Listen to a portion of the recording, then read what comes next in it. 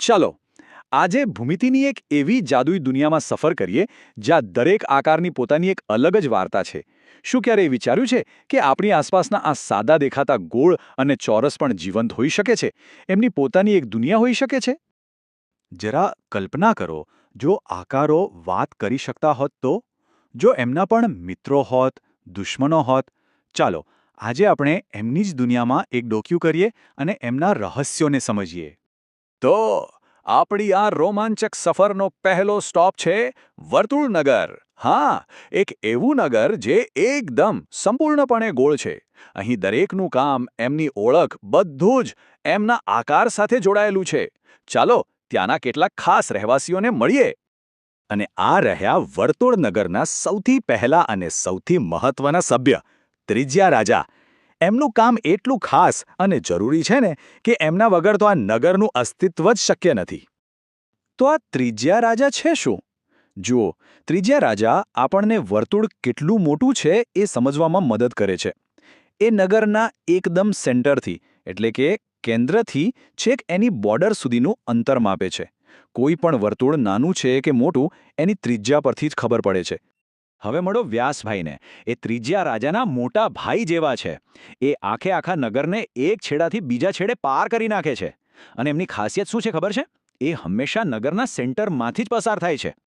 એટલે એકદમ સરળ ભાષામાં કહીએ તો વ્યાસ એટલે 2 ત્રિજ્યા ભેગી કરો એટલું. આ જ કારણ છે કે એ વર્તુળ નગરનો સૌથી લાંબો અને સીધો રસ્તો છે, જે શહેરને બરાબર 2 સરખા ભાગમાં વહેંચી દે છે. અને હવે આવે છે પરીઘ મિત્ર. એ બહુ જ ચંચળ છે. હંમેશા નગરની કિનારે કિનારે દોડતા જ રહે છે. એમનું કામ છે આખા નગરની આસપાસ એક પ્રોટેક્શન લેયર, એક ઘેરો બનાવી રાખવાનું.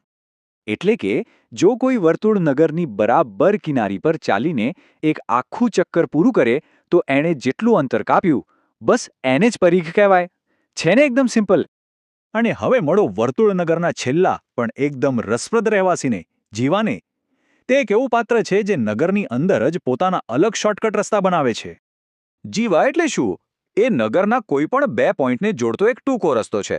પણ એક વાત યાદ રાખજો, એ વ્યાસભાઈની જેમ દર વખતે સેન્ટરમાંથી પસાર નથી થતો. અને હા, એક મજાની વાત કહું, વ્યાસ પોતે પણ એક જીવા છે, બલકે એ તો સૌથી મોટી જીવા છે. સારું, તો વર્તુળનગરની મુલાકાત તો થઈ ગઈ. હવે આપણી સફરને આગળ વધારીએ. ચાલો જઈએ એક નવા નગરમાં, માપનગર. અહીંયા આકારો એક નવા અને બહુ જ મહત્વના પડકારનો સામનો કરે છે કે ભાઈ, પોતાને માપવું કઈ રીતે? તો ચાલો મળીએ માપનગરના આ 3 પાક્કા દોસ્તોને. પહેલા છે ચોરસ ચાચા, જે હંમેશા એકદમ વ્યવસ્થિત અને નિયમોનું પાલન કરનારા છે. પછી છે લંબુભાઈ લંબચોરસ, જે થોડા લાંબા છે. અને છેલ્લે ગોલું વર્તુળ, જે હંમેશા ખુશમિજાજ અને ગોળ-મટોળ રહે છે. આ 3 મિત્રો છે ને, એ આપણને કોઈ પણ આકારને માપવાની 2 સૌથી અગત્યની રીતો શીખવશે. અને આ એવી રીતો છે જે આપણા રોજિંદા જીવનમાં પણ ખૂબ જ કામ લાગે છે. તો ચાલો ધ્યાનથી એમની પાસેથી શીખીએ. તો ચોરસ ચાચા આપણને પરિમિતિ અને ક્ષેત્રફળ વચ્ચેનો ફરક શીખવે છે. જરા વિચારો, એમના ઘરની ચારે બાજુ જે વાડ છે એની લંબાઈ માપીએ તો એ થઈ પરિમિતિ, અને ઘરની અંદર જે આખું ઘાસવાળું મેદાન છે એની જગ્યા માપીએ તો એ થયું ક્ષેત્રફળ. હવે લંબુભાઈનું ઘર તો ચોરસ નથી, એટલે એને માપવાની રીત થોડી જુદી છે.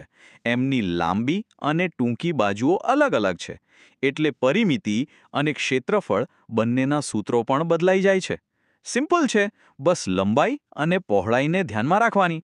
અને હવે વારો છે ગોલું વર્તુળની દુનિયાને માપવાનો.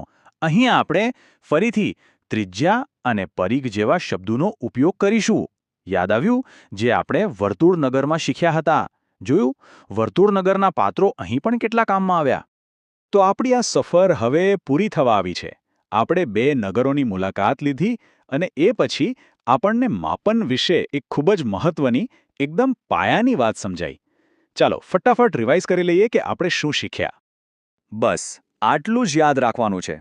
કોઈ પણ આકારની બહારની બોર્ડરનું માપ એ છે પરિમિતિ. અને જો આકાર ગોળ હોય તો એને પરિઘ કહીશું. અને એ આકારની અંદરની બધી જ જગ્યાનું માપ એ છે ક્ષેત્રફળ. બસ આ જ છે માપનગરનું મોટું રહસ્ય. તો હવે જ્યારે તમે આ આકારોના રહસ્યો જાણી ગયા છો ત્યારે જરા તમારી આસપાસ નજર ફેરવો. શું તમે એમને જોઈ શકો છો? કદાચ જમવાની થાળીમાં, ઘરની બારીમાં કે પછી તમારા મોબાઈલ ફોનની સ્ક્રીનમાં? સાચું કહું તો ભૂમિતિ ખરેખર બધે જ છે.